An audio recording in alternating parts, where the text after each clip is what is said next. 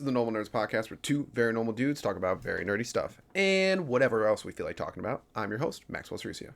And I'm your host who thinks there might be something to this whole AI is going to destroy the world thing, Dave Spades.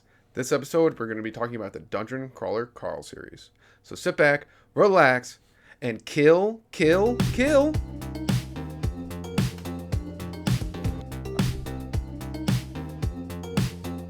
All right, Davis. Yo! Dungeon Crawler Carl. Oh, That's yeah, always buddy. a mouthful. It really is. So if you've followed the podcast for a long time, this probably has been brought up on the podcast. It has when we did... No, not Dungeon Crawler Carl. My bad. The thing where I find something, and I love it. Yeah. And then I get really into it, and then I'm like, Davis, you gotta check this out too. It's so amazing. And then Davis is like, oh, absolutely. And then Davis falls in love with it also, and then he goes past where I am, and then I go, Yeah, I can finish things. That's what he's saying. I actually follow through on the things that I get into. True. It's true. It's 100% This guy, true. the hobby horror over here, just brings it all into his books too. Just like, and I'm done now. Yeah. So, kid at work, Eugene Chang suggested Dungeon Crawler. He has a lot of good book suggestions. Yeah. And he suggested Dungeon Crawler Carl. Mm-hmm. And this was a long time ago. And we still didn't listen to it for a really long time. And then I was like, oh, check it out, blah, blah. And I was like, oh my God, this book series is awesome. Yes. So I finally finished book 6. There's 6 books. Yep. I finally finished all 6 books, so we're finally getting to talk about it on the podcast. I know. I'm so excited. I've been done for almost a year now, by the way. Because for some apparent reason we can't talk about books, like individual books. I think it's because they've been out so long. Probably, yeah. You know, it's just not as fun to talk. Yeah, we're about. not up to date, man. Yeah, and also we're not hard hitting podcasters. That would mean we have to read the book, stop. Oh, I can't do when that. you know there's more in the. I can't wait. I can't wait for you to catch. I can't stop reading a book to wait for you to get the end of it. So we're gonna talk about the series overall. There's 6 books out. Dungeon Crawler Carl, Carl's Doomsday Scenario. I don't know what the third one is. 3. No, we gotta remember. Oh my goodness. 4 is Gate of the Feral Gods, Yes. Butcher's Masquerade, and I the Bedlam Bride. Bedlam Bride. Is in book 6, the what newest the heck one. is the third one? Anyways, so that Lex looks that up. Yes, there are 6 books in total. No idea when the new one's coming out. Reddit seems to think it might be the end of this year. We don't know. Who knows? But the author, Matt Dinniman, better be a freaking DM somewhere with the sheer amount of ideas that he has for this book.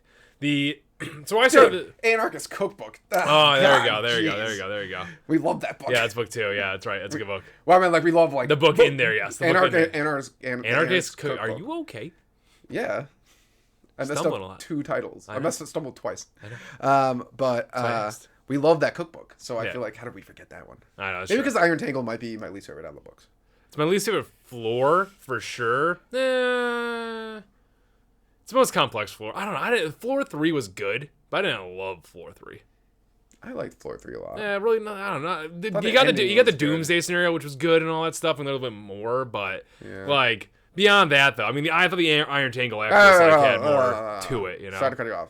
Let's save this for that when we rank the books. Okay, sure. Because I was like, we're going to do that, obviously. We're not going to rank characters, not going to rank items or anything, because that's for another podcast. Yes. So keep listening, and you'll find that. Yes. But to all the Dungeon Crawler I am That's 3 times. To all the DCC fans out there, we're finally talking about it. Yeah, let's go. Let's just jump right into it. Hell yeah. This book is D&D nerd porn, essentially. Yes. It is. We talk about this when we're reviewing Shangri-La Frontier. This book, my favorite part of this book is it is item heavy.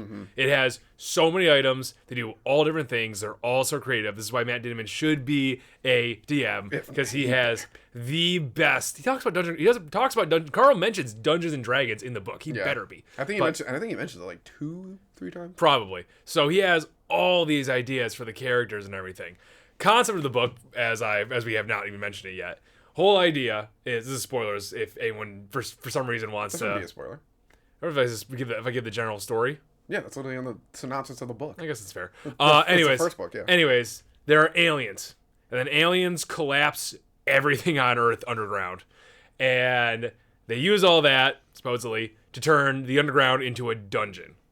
And like a D&D dungeon, essentially. Each floor is different. There's monsters to fight. There's objectives. There's bosses. Items galore. And there's prizes and stuff. Anyways, so you get humans. The humans that survive the entire collapse have the opportunity to go into the dungeon. And if they make it through all 18 floors of the dungeon, then they get to leave the dungeon and become full citizens in the galactic... or the 10 floors. Oh, 10. Well, okay, they make deals at floor 10. But they actually get out of the dungeon on their own at floor 18. Which no one's ever done. No one's ever made it past floor 12. No, they saw the floor guardian. Yeah, and they were like, nope, that ain't happening. So that is interesting that you could back out mid floor. I never thought about that. Yeah. I never thought about that. Oh, I guess you have to go to whatever the name of the place is. They say it in the beginning of Bedlam Bride when Mordecai's crew is going. Spoilers for any of the books. There we go.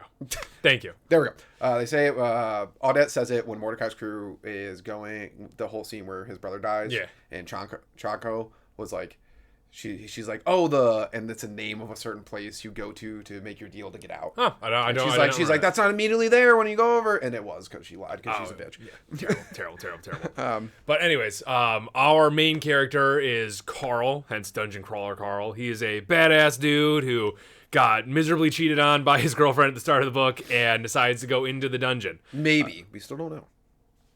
Did he get cheated on? Yeah, we still technically do not know. Don't have told us what. That she slept with Brad? No, I mean, in the beginning of the book, we never know if she slept with Brad in Hawaii. Oh, okay. She definitely did. She definitely did. Yeah, yes. She definitely did. Anyways, or he goes in the dungeon with the cat, his ex-girlfriend's cat that he was cat sitting until she got back from Hawaii, named Princess Donut. All right. Okay, fine. They go in there. Princess Donuts gets fucking sentience and becomes very smart, and they start crawling the dungeon. They're a team now. That was gonna be the end of it, man. I wasn't going too far. I mean, that's the gist of the book. The gist of the book: man named Carl and his cat go on a reality intergalactic dungeon TV show. That is also technically the gist of the book. Mine makes more sense though. Mine sounded way more entertaining. Well, there we go. You know what? We can, in the future, you can write the synopsis for them. We'll see. People get. I think that actually is the synopsis for it. Yeah, that might be it. That might possibly be it. That's why I think when you my description was you've never read the books. His description is like you're reading the books because you didn't mention the reality TV show aspect. Because when you start reading the books, you're like, it is a TV show. Yes. And when you're getting later in the books, you're like, this is not a TV show. Correct, yes. This is hell on earth. Yes. We make the comment a few times. So now that we're past, we assume everyone's read the books at this point. Or you're just listening and you didn't read the books. So we can talk about whatever. Yeah. There's so much in these books, you'll forget all by the time you get to them anyways after this podcast. One of the things is, I think we should really get on a thing that's just fuck mud skippers. I can't say fuck. Well, if we ever get big enough, we can't do stuff like that. We'll figure out soon. F mud skippers or whatever. Yeah, sure. I'm down with it's that. we hate all the political alien parties that are enjoying the hell of this show. Space is super corporations, apparently. Yeah. Even just the random citizens who are watching this. Oh, they also suck. Yeah, they also suck. Everyone that is watching the dungeon is reality TV that's being broadcast around the universe. Mm-hmm. Anyone watching that and betting on it or just enjoying it or participating in the system, they suck. They all suck.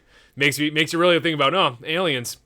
Maybe they aren't maybe we should pull the Warhammer move and just go massacre all of them. In this book, you definitely should. Oh, you definitely should. Because this isn't like gladiator battles. No. That's not what this is. No. This is those are bad too. Those people were bad as well. Oh no, yeah, there was. And I'm not saying but it's this is super gigantic demon monsters, gods fighting. The dungeon is actively trying to the idea of the dungeon is you will never. The way it's set up is that you'll never beat it. No one ever has, because it gets so hard to the point where it's impossible really to do anything. Floor 18, it's literally just from what my understanding, it's just a party down there with all the richest people. That's what it is. Just hanging out, doing things in the dungeon, having a good time, because they know no one will ever get down there and massacre them. But Carl's going to. But yeah, I want him to get 18. Yes, but also I wouldn't be mad if he blew up the dungeon at 16. That'd be fine. I want to see the Skull Adventure Club. They've mentioned it too many times. Yeah, now. But all I want is I'm hoping, and this I don't even care how prototypical this would be or cliche, is that they think he died, or Okay, something. yeah. And then he's like in the vents crawling around in the Or dungeon. something. The proverbial dents, I mean. Yeah, he just kicks the door down. Oh, that works to too, the yeah. club, and he's just like, and they're all like, and he's just like, and it's just like not even a fight. Like he just massacres them all. I'm like, yes. That'd be cool. That'd be fun. I would like that a lot. I wonder what would the boss be on AT though? Scolopendra. Oh yeah, Scolopendra. The Scolopendra Club. How big would Scolopendra be though? That's the question. She's got to be the size of a planet. Probably, yeah. Probably a galaxy. Well, she's at least the size of a mountain. Yeah, I mean, Because the idea, I thought, well, maybe she was. I don't know. Regardless, but the whole point I just wanted to make was we Yes. hate those people, and I'm always like these sick, absolute. Obviously, like this isn't real, so they're like these sick fucks enjoying watching this, getting entertained by this, and I'm like, I'm one of those people. yes, because as you read the book, you are also a viewer enjoying the hell out of it. It's a rough realization to have, but you can't stop for some reason.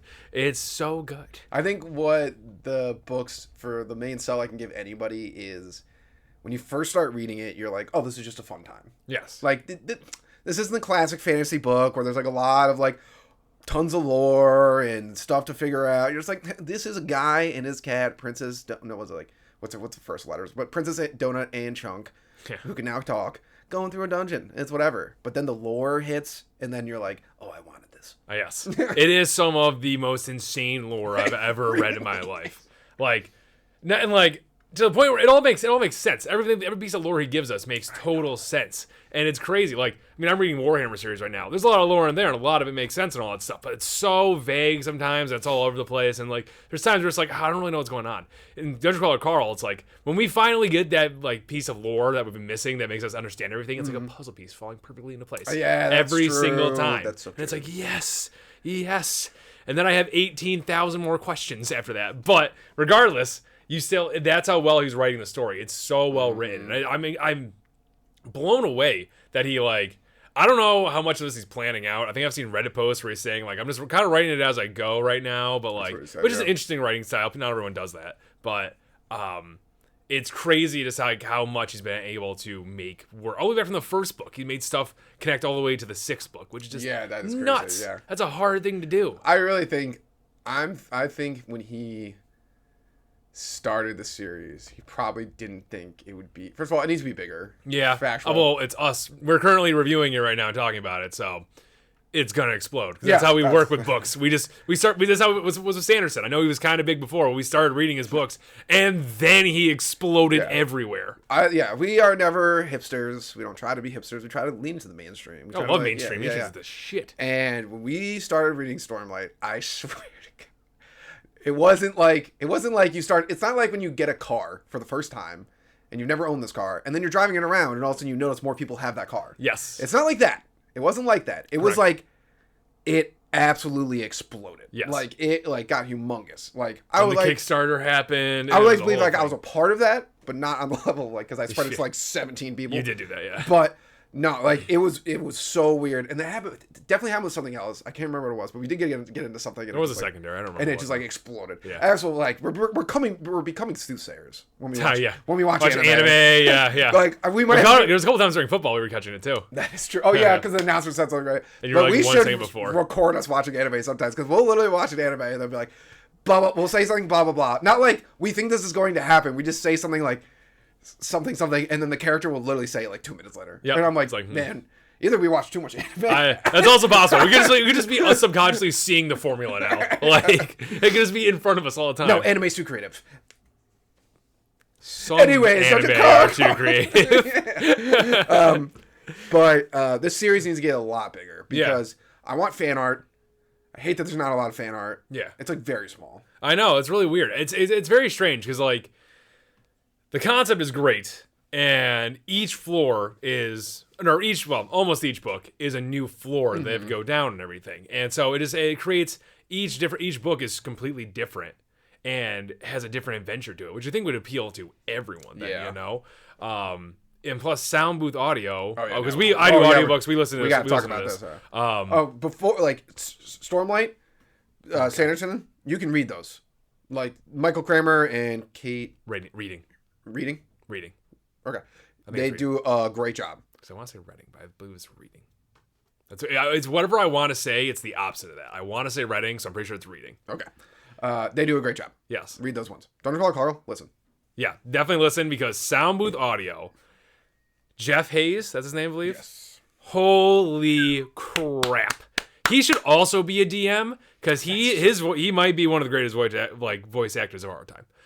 He really might be, honestly. He does for His at range least is nuts. for the first 5 books. He is right. Yeah, I believe the first 5, maybe the first 4. I think there might be someone different in Masquerade. That's when you brought it up the first time. Iron Tangle, there is someone different. Okay, so that's book 3. And so I have no idea why they brought in someone different to play that gnome or dwarf.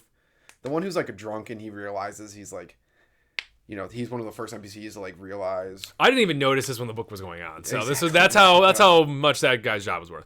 Regardless. Very true. So Jeff Hayes, he does, for the most part, he does almost every character in the book.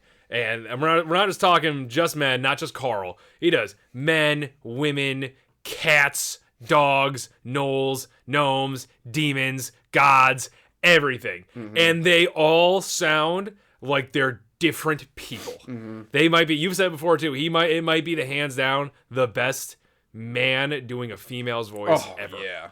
It's crazy. Like he is just, I don't know if he went to school for this or he just like spends all day just doing different voices, but it's crazy. The first time I heard Princess Donut's voice, I was like, holy shit. I know.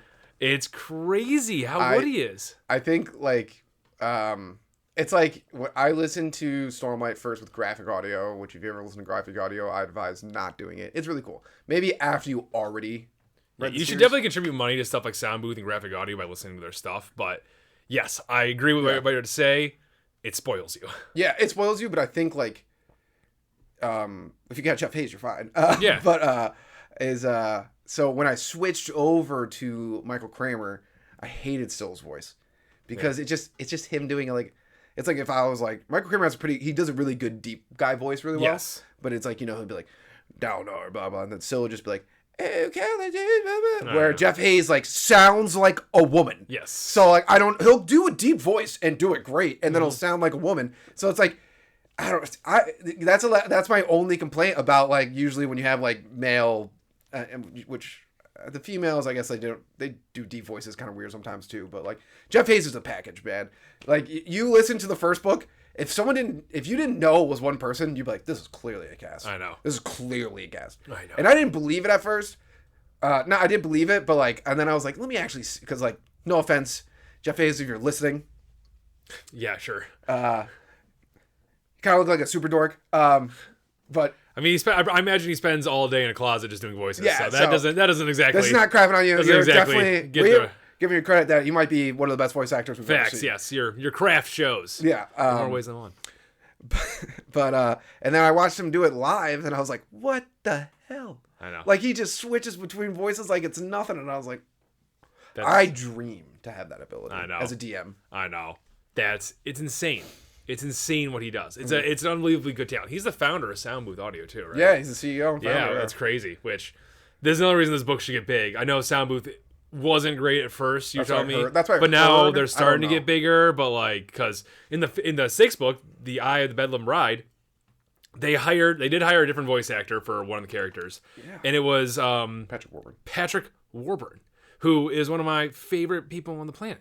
Well, favorite actors on the planet. I was like, that's extreme. I don't know. That is extreme. I don't know him, so I can't say people. Seems like a nice guy. He seems like a great guy. He seems hilarious. Yeah. Everything he touches is gold. That's true. And he just, I don't know. I always like a character that's willing, an actor who's willing to do everything. Mm-hmm. Like he'll do like, he'll do the villain or he'll do freaking Family Guy. That's true. Like it's crazy that he had his own show. And that's not Last Man Standing. That was Tim Allen's. It was Rules of Engagement. No, that's not right either. I can't remember. Happily Married? No, I can't remember. He had one of those. He had one with David Spade. He had one of those like little sitcom shows, and it was hilarious. I loved it because he's great. He had a Super Bowl commercial. No, he had a football commercial where he's just like, it's for bear or was it for bear? No, it was for kangaroo. What the hell is that wine called? Yellowtail. I like how you're going through like multiple names.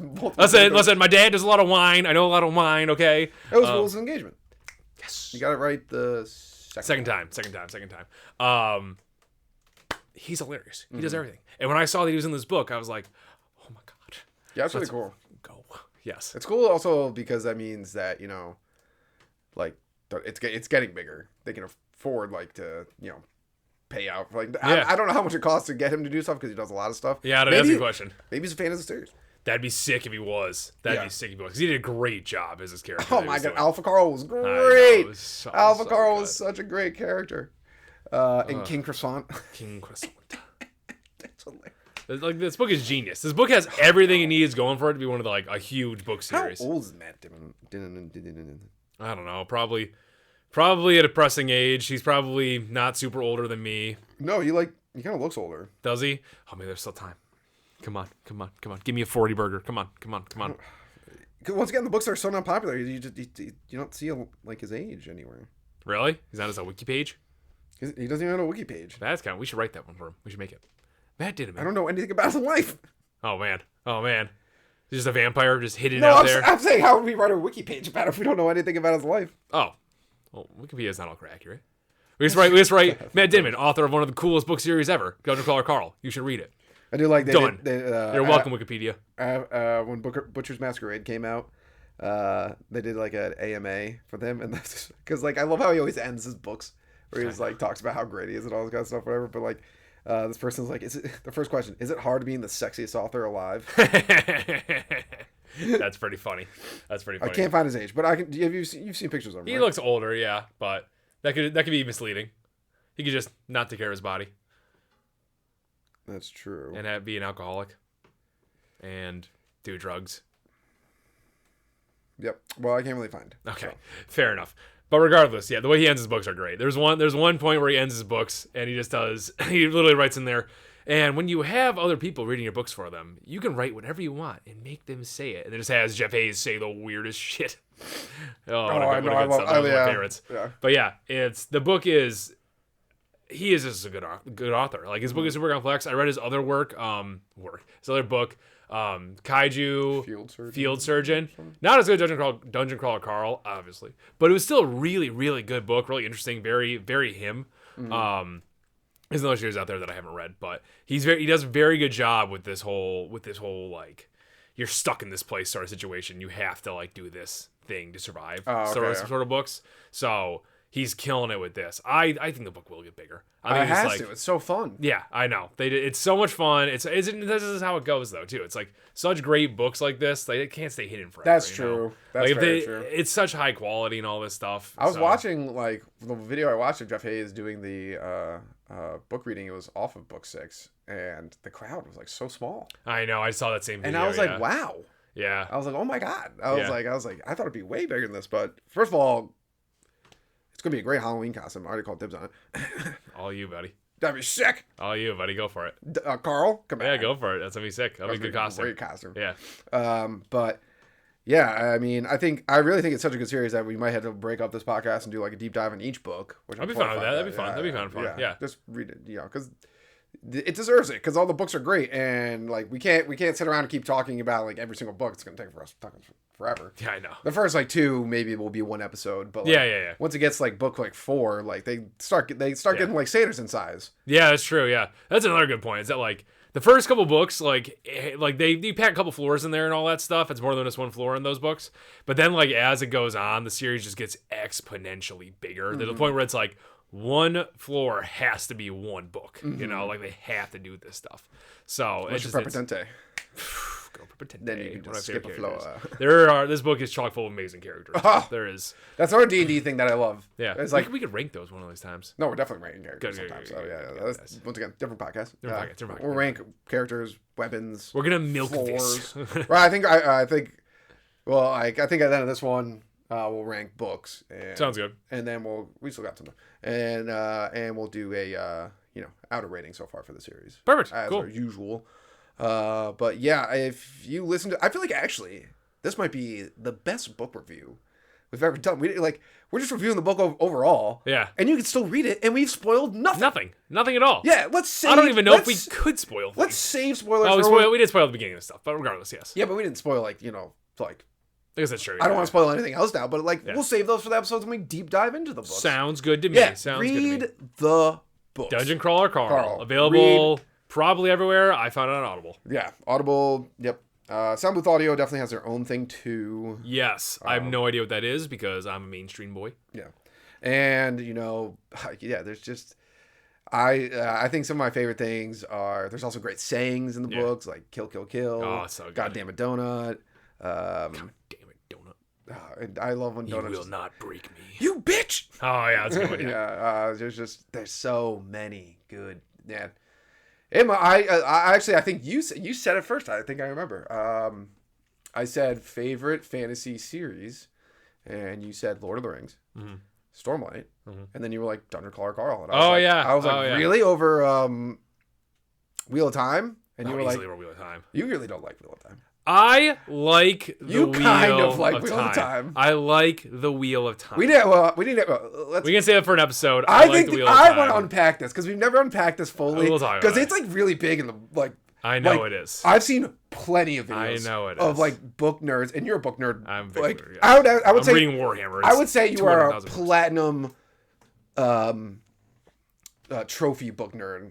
Like, and I think that we are not diving deep into this in the podcast. Okay. Using your knowledge of all these books. So you read a lot of books. I do have a lot of time on my hands, yeah. So I think, we have to, one day we'll just do why Davis, then you have to rate it at the end. Oof. I could definitely rate it. And we'll toss this on the board. Oh yeah. Because like I've seen I watch so many videos of these, like, they're podcasts about books, about fantasy books, and they're like, well, Wheel of Time. And I'm always it's good. And I'm always like, man, Davis is not like the biggest fan of the series. He's a fan, but not the biggest fan. Yeah, there's better books. Okay. But let's rank the books. Before we do that, I just want to say, so that the top of the podcast makes sense, there's an AI that runs the dungeon. It's hilarious. Jeez. Oh yeah. We can't leave when we're talking about the AI. It didn't come up at all, so I just want to make sure we get it in there. Because there's so many things in the books. I know there's so many things. But overall, one of the main themes in the book is there's an alien-ish AI that runs the dungeon. It's in full control, more or less, and it's AI. It's an actual artificial intelligence. It's essentially alive.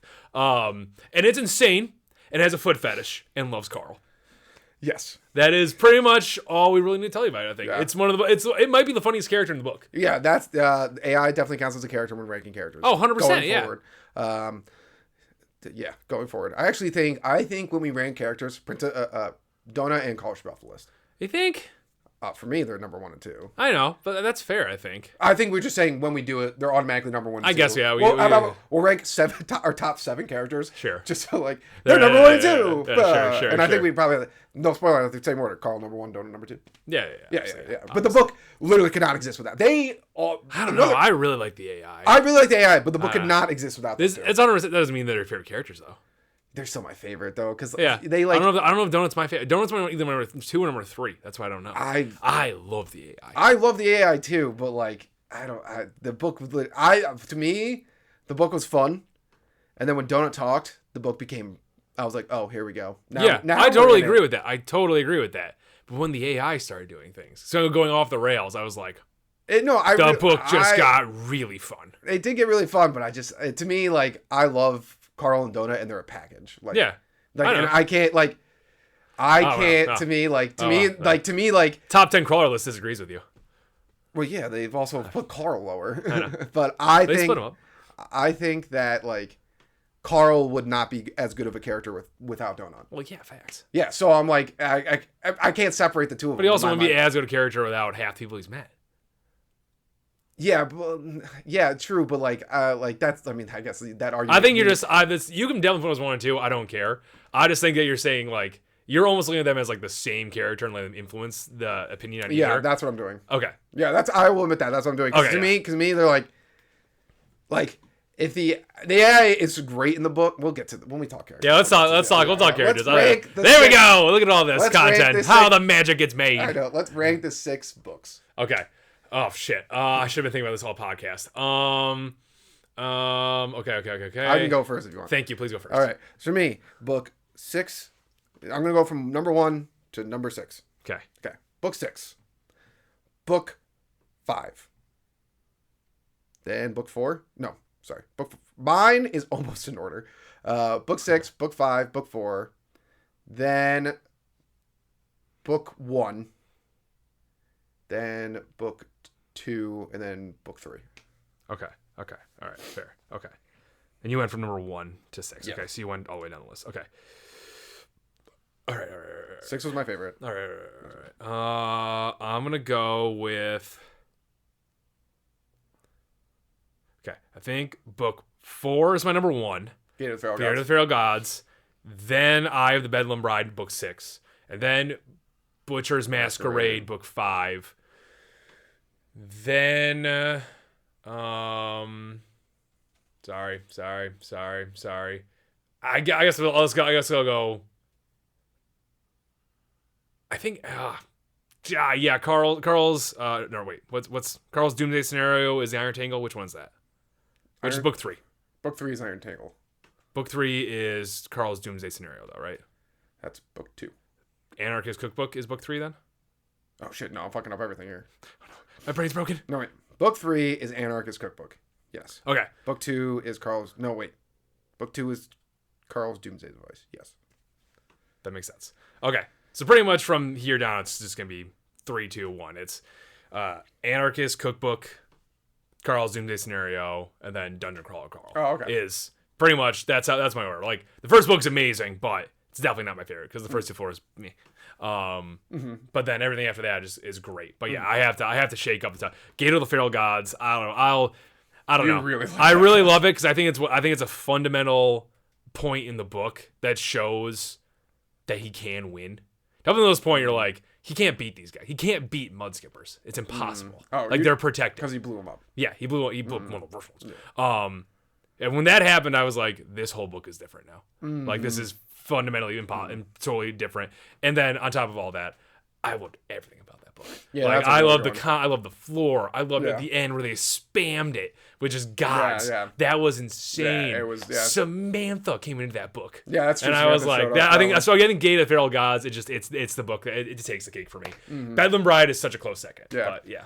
I think the reason I think Bedlam Bride, and also I'm always just like a big fan of. I always usually pick like the later versions of the books just because there's more stuff going on. And there's just more lore on lore. I just think the reason I put Bedlam Bride because just that that book was one of those books that the second it starts, it's like a roller coaster going up on a roller coaster the entire time until the end. Fair. Yeah, that's totally fair. It got I don't listen to the pages, but I'm going to say every page of that book, I think, gets better and better and better and better. And then there's the whole sequence with his dad. Oh, that was good, yeah. That hit. And Patrick Warburton was in that. Yeah, and then you hit like the card idea. At first, I was like, I don't know if I'm going to like this. I loved it. The card idea was sick, dude. It was awesome. They had great characters. Yeah, and I didn't think the end of the Butcher's Masquerade could be topped because it was the Butcher's Masquerade is the first time, I know in the Gate of the Feral Gods, they work together, but really it's Donut and Carl saving the day. Yes. They do work together, but Butcher's Masquerade is the first time there's just a scene of the humans being like, fuck all y'all. And they're just all working together and just killing the bad, killing them. And I'm like, I was like, this scene can never be beat. This is the humans being fuck you. Yeah, it was pretty good. Literally to the face. And then to the point where a city boss was like, couldn't do anything. Couldn't do anything. That was not, no, she was a province boss. Oh, it's Providence boss. Yeah. She couldn't do anything. She literally couldn't do anything. Spoiler. But anyways. But let's break it out of 10. She was a country boss because the cat was a province boss. Oh, Ferdinand. Yeah. Gravy boat. Who's coming back? Can't wait for that. I always go for the bad boys. Floor 9, baby. I know it's great. Floor 9. But rated out of 10. Series oh so my far. God. 9.8. I don't know why I'm putting it just 9.8. I don't want to give it a full 10 just yet. You can't. It's not done. I can't. It's not done. Yeah, that's right. So 9.8. 9.8. We've seen Attack on Titan. That's true. That's facts. Yeah. 9.8. 9.8. I'm going to 100% agree with you. 9.8. Let's go. It's this series. You should read it, guys. You really should read it. I'm not going to lie. I will absolutely say this. Just like I think Friends, I enjoy Friends more than Sopranos. If Floor 9 lives up, if the next book lives up to what I think it will be, I will like this series more than Stormlight. Ooh. I'm not going to say it's claims. better. I will like it more. Bold claims. I like it. I like it. Stormlight's great. It's Stormlight's amazing. awesome. Yep. I have never not been entertained reading these books. Facts. Not once. Not for a single. There's not a single second where you're just like. There's not a single second where I'm not paying attention. Yes. Sometimes you're reading a book and it's like, I don't really care about this part. It's like you just put it in the back of your brain. So like it's still going, and then something big happens, and you catch back up. You're still listening, but you're not really listening. There's not a single second in these books. I listen to every word because everything could matter. Some things could not matter. You don't know. You have no idea. Yeah, and it's the best. And I think like even the parts where it gets like real sad, like between Carl and Donut, you're like, oh, I feel this so hard. Yes. Because you know what? I never even thought about this. Because you want to root for them so hard, not just because their characters root for. We root for Kaladin so hard. We love Kaladin. Yeah, yeah. But they're defending Earth, That's and true, we're part of Earth, and we're humans. Let's go. Humans represent. If those aliens ever try to do that to us, we'll definitely be dead. But someone out there, 100%. I would prefer to die. Facts. I don't want to go into this hellscape. I don't have Carl. I can't be Carl. I cannot be Carl. No, Yeah, facts. I can't be Carl. I hope I could find a Carl. That'd be my best hope. Yeah, and just like glob onto him for the rest of my life. This is the saddest thing. This is how intense this book is. If that happened, I hope that I'd be with none of my friends and family. Oh yeah, same. None of them. Same. Wouldn't want to be near them. I hope they all stayed on the surface and kept themselves alive. Facts. They do make the surface is really horrible, but it still sounds better than you die and then have a chance to be re-put into the dungeon. Yeah, that'd be horrendous. Oh, well, except for kids. Oh, except not anymore. Well, yeah. Not anymore. Not anymore. Read it, guys. Yep. Thank you, Normal Nerd Nation, for listening and maybe even watching another podcast episode. Make sure you follow us on Twitter, Reddit, YouTube, and Instagram. Davis is always posting hilarious memes on there. Also, like and subscribe while you're at it, and leave a rating if you have some time. It helps people find the show.